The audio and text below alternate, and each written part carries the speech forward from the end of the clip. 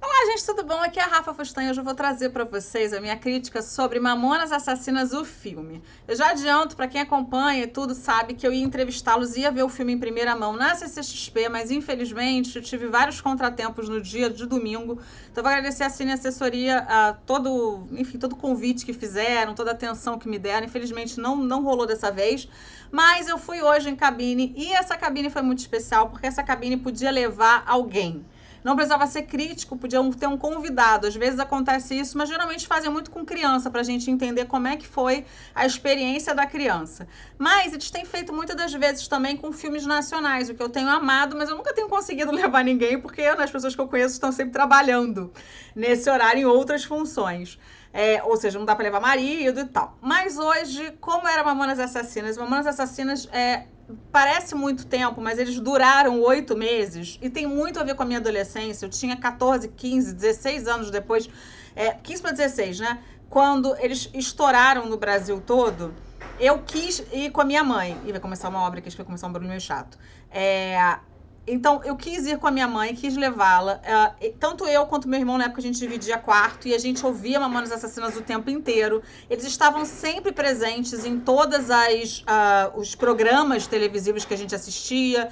O CD que era vendido assim, tudo que é canto a gente comprou, ficava ouvindo, botava lá no 3 em 1 que a gente tinha. E eu consegui ir a um show deles. Quando foi em 1996, eu fui num show deles que eles fizeram no Arpoador.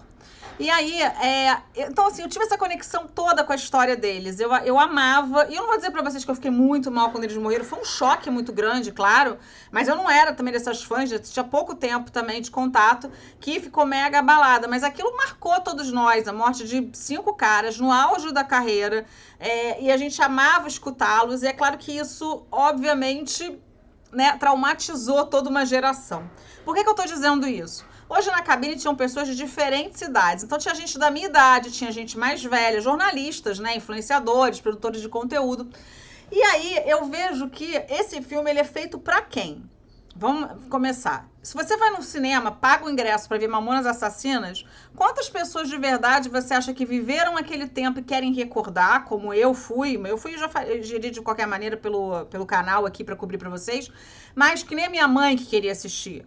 Ou que nem pode ser o meu irmão, o meu marido que lembra daquela época. Eles têm 35, 36 anos. Então, é exatamente, né, a galera ou mais velha, de 60, 70, que tinham filhos que curtiam, ou as próprias pessoas curtiam. E aí eu pego uma nova geração que nasceu depois, que não viu Mamonas Assassinas, que hoje em dia tem 20 e poucos anos. E eu tô parecendo papo de tia velha, mas eu quero explicar duas coisas que aconteceram quando eu saí da cabine e eu fiquei pensando. A primeira delas é que eu vi pessoas muito jovens não tão entusiasmadas com o filme. Eles não viveram aquilo. Fala, mas você também não viveu, sei lá, os Beatles ou os Rolling Stones no auge e você gosta. São tempos diferentes. Eu realmente acho que hoje em dia não tem mais tanto daquela conexão familiar como eu tive com meu pai, onde não tinha tanta internet, a gente focava mais no hoje do que nas coisas do passado e escutava o que os nossos pais gostavam. O meu irmão passou, ele tem 10 anos quase de diferença para mim, a ouvir Guns N' Roses e Metallica, porque era aquilo que ele ouvia comigo. Ele não tinha Spotify. Então, algumas ferramentas que trouxeram mais, enfim, globalizaram a música, naquele tempo não tinha. Era o que se ouvia em casa, era o que a gente via na televisão. Principalmente a televisão e o rádio. Então, esse filme, ele vai trazer isso pra gente.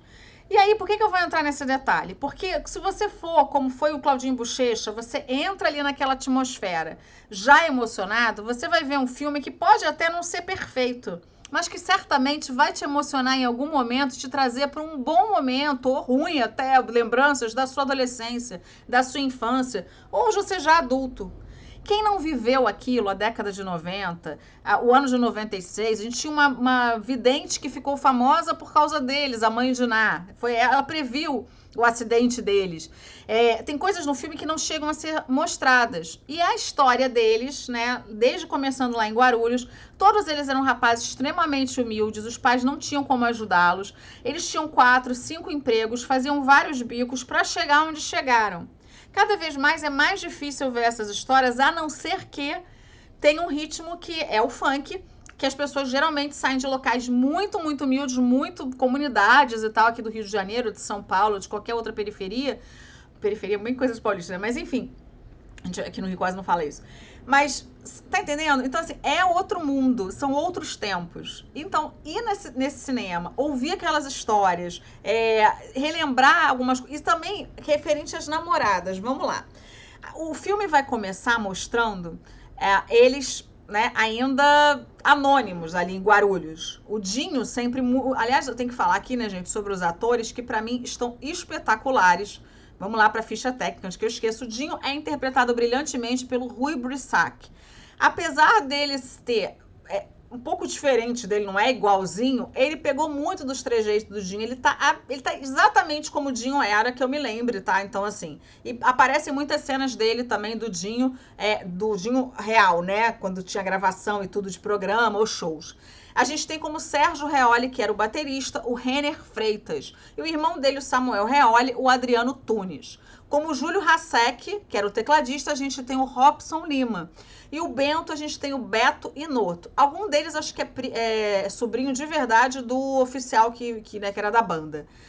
E aí, a gente também vai ter cenas, além dessa questão deles, como é que eles começaram, né? Como é que ele subia no palco. E o Dinho, gente, ele era aquela pessoa que... Todos eles tinham valor ali dentro, mas ele era aquela pessoa que improvisava.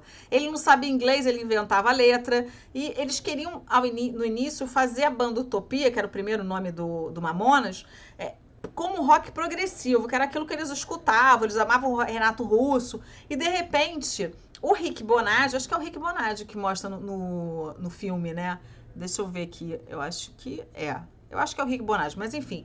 Era o grande, né, descobridor deles, o cara que acreditou neles, viu ali um potencial a partir do momento que eles faziam músicas que, gente, me desculpa que a verdade, eu vou falar, não estou dizendo nem que os tempos de hoje estão errados, não, mas nos tempos de hoje, eu não acredito que eles fizessem sucesso. A gente tem ali termos que hoje em dia são proibidos de serem usados. Não são permitidos. Você está dizendo que é errado? Poxa, mas as pessoas sofriam com aqueles nomes. Quem sou eu para dizer se as pessoas sofrem ou não? Eu nem sou de muitos desses grupos. Eu não estou entrando nesse mérito. Estou dizendo que nos dias atuais, 2023 para 2024, quase com um pezinho aí, músicas como Robocop Gay, eu não sei se fariam sucesso. Se elas não seriam extremamente vistas como homofóbicas.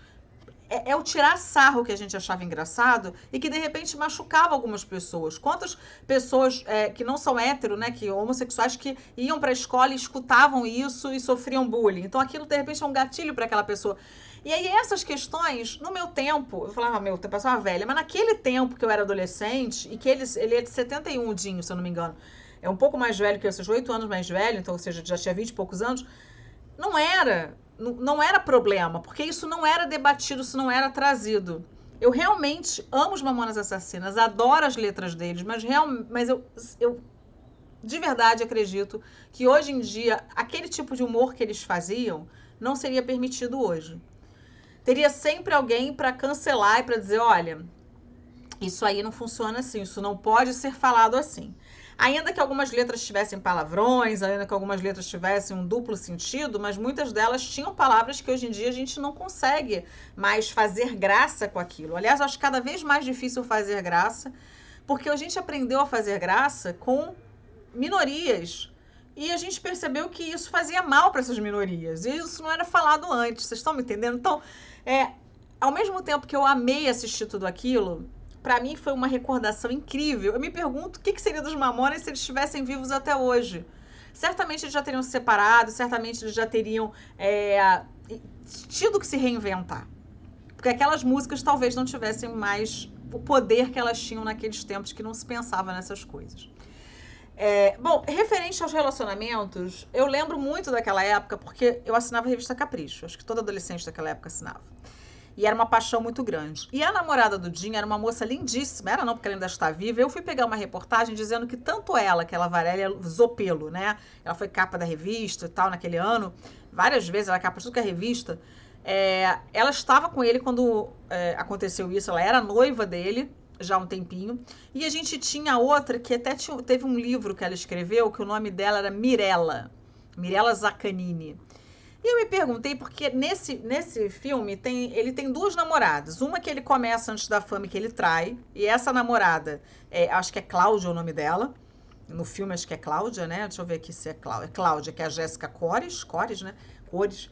E a gente tem a Adriana depois, que é a Fefe Schneider. todas as duas, uma é traída, é a bacaninha e tal, que ele vai trair depois de um show que ele começa a fazer sucesso.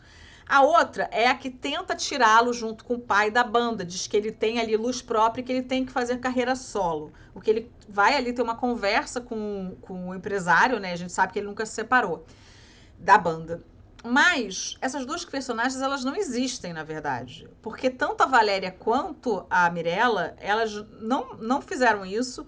Então, assim, eu não sei de onde que o roteiro tirou isso. E eu não sei se elas não autorizaram, na verdade, ou por que se optou-se por colocar duas personagens que uma é traída e a outra é, tipo, a vilã que quer tirá-lo da banda. Então, eu não entendi muito bem para que colocar isso. A direção é do Edson Spinello. A gente teve preparação do elenco do Jarbas Homem de Mello, que faz o papel do pai do Dinho. Esse ator é fantástico, gente, né? Ele é o que eu acabei de ver ali fazendo Uma Linda Mulher. Eu acho ele incrível. Tudo que eu assisti dele, eu acho ele excelente. E ele faz um papel muito importante, que é o pai que não apoia o filho, mas que depois vai vê-lo fazendo sucesso. E, enfim, é um filme, gente, muito gostoso de assistir. E assim, sendo muito honesta, eu acho que ele vai cumprir o papel certinho de quem for assistir no cinema e quiser recordar aquela história. E ele não foca no drama deles terem, do desastre em si. Ele vai lembrar mais sobre como foi feito o sucesso, como era a brincadeira entre eles, como era o entrosamento e algumas coisas que não deram certo nesse percurso. Eu também preciso citar, e aí por isso a minha nota para esse filme vai ser muito bom. Eu não vou dar ótimo, excelente, porque eu achei a questão das namoradas, eu não entendi por que botaram desse jeito.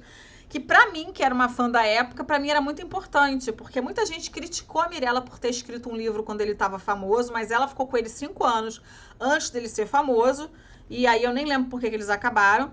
E muita gente criticava a Valéria por ser a viúva dele, e enfim, e muita gente também, mais a Mirella, né? O pessoal gostava da Valéria. Então, assim, eu não sei por que as duas. Eu até vi uma matéria dizendo que a Valéria até hoje se dá com a família dele. E ela nunca casou, ela nunca teve filho, então, não sei por que colocaram desse jeito. Também vi muitos amigos meus, colegas críticos, dizendo que a atuação não estava muito boa, ali quando a gente sai, fica todo mundo batendo papo. Pessoas dizendo que, poxa, podia ser de outro jeito. Eu também vi um podcast outro dia que eu me coloquei no lugar da pessoa falar assim, sabe o que crítico é? Crítico é aquela pessoa que não conseguiu sucesso naquele setor e aí nasce uma pessoa que entende muito daquilo e quer infernizar a vida dos outros colocando defeito em tudo que as pessoas fazem. Eu não acho que os críticos sejam sempre assim, mas tem muito crítico frustrado. E eu me pergunto até onde as pessoas são frustradas e até onde elas querem encontrar algum erro na história. Não estou dizendo isso por esse filme, não estou dizendo que o filme é a melhor biografia que poderia ter sido feita, não. Mas eu acho que como fã, eu acho que cumpre o papel. Ah, mas você não está sendo parcial, gente. Esse canal aqui eu não sou contratada de nada, tá? Eu sou contratada de Deus, de mim mesmo e venho aqui dividir minhas opiniões com vocês. Então, o meu compromisso aqui é dizer como eu me senti. Eu me senti muito bem assistindo, senti falta dessa veracidade da questão do relacionamento dele, porque era uma coisa que me marcou muito, mas de resto, as músicas que eu queria, o entrosamento, aquela alegria, né? E a saudade que eles deixaram no país naquele momento, tudo isso está presente nesse filme. Então, se você gostou do que eu falei, corre para o cinema, que estreia dia 28 de dezembro, anota aí. Eu vou tentar fazer alguma promoção no Instagram, vamos ver se eu consigo, mas por enquanto fica aí a minha dica, dia 28 de dezembro, estreia nos cinemas de todo o Brasil. Então, vamos dar uma força aí pro cinema nacional, que está super merecido. Se você gostava do Mamonas na época, vale super a pena pagar o ingresso do cinema, entrar lá e reviver aquelas músicas deliciosas, cheias de sarcasmo, que talvez nunca mais sejam feitas. Eu vou ficando por aqui, um beijo imenso e até o próximo vídeo, pessoal. Tchau!